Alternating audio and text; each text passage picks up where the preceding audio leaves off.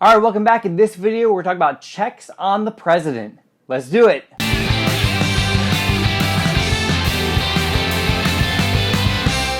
All right, so one of the big themes of this unit is the idea that there is often tension between Congress and the president. And one example of this is whenever there is a nomination by the president that requires Senate confirmation. So depending on the job that the president is appointing or nominating somebody for, the role of the Senate can create tension. So let's consider a few of these jobs.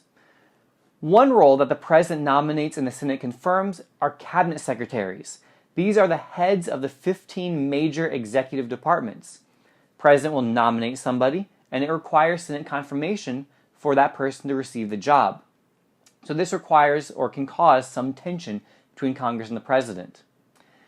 It's important to note, by the way, just a small detail, that while they both have a role in the person getting the job, they serve at the will of the president once they have the job, meaning that only the president can fire or remove a cabinet secretary.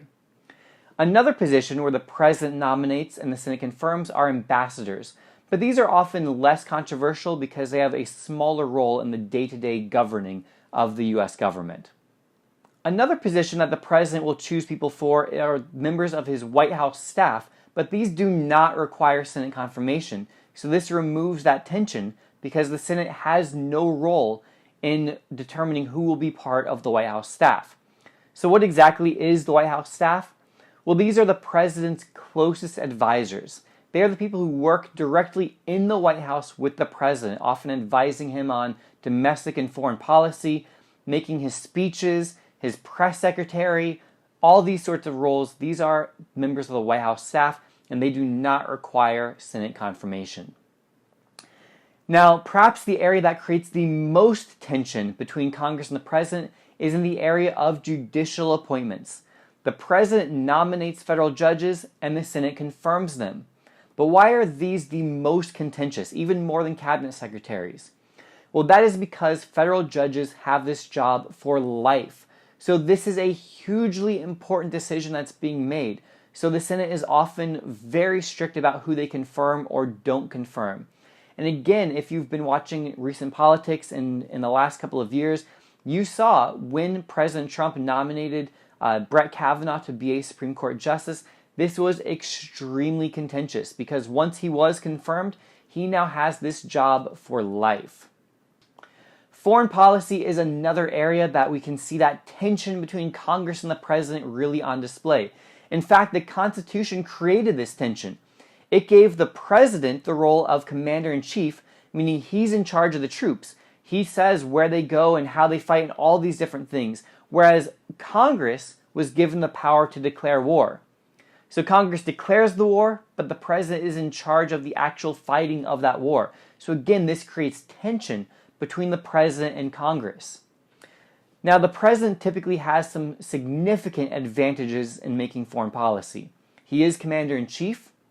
Additionally, he has the power to make treaties while the Senate merely confirms them. He also has the intelligence services reporting directly to him. So the heads of the Defense Department and the State Department, the intelligence services like the CIA, they all report directly to the president because he is head of the executive branch. So again, he has these sorts of advantages built in when it comes to foreign policy. But there are things Congress can do. Congress has the power of the purse, so they can threaten to or they can actually take away money for fighting those wars or for funding the military, although that is politically very costly, and so it doesn't happen as much as Congress may threaten for it to happen. But that is an important role that Congress does have to try to influence foreign policy. Additionally, they do have their confirmation powers, so confirming the Secretary of Defense and Secretary of State, their ability to ratify treaties, even though, again, presidents have typically avoided treaties recently and instead make executive agreements because, again, that allows them to have more power. But again, you see this fighting, this tension over who has more power. In the area of foreign policy, it's clearly the president, but Congress has done what they could do, such as making legislation like the War Powers Resolution to try to take back some of that power from the president, to try to limit his ability to fight wars without them directly approving them. So Congress has tried to maintain some authority in this area. Additionally, with things like executive orders, which are allowed and the president can do them without congressional approval, sometimes Congress does try to make legislation that would make those executive orders either pointless or would have the law that would override that executive order. Alright guys, so that's it for another video. Until next time, this has been a Low Money production. Alright, thanks again for watching this video. You know what to do for me. Please hit that like button if this video helped you. Subscribe if you haven't already. See you guys in the next video.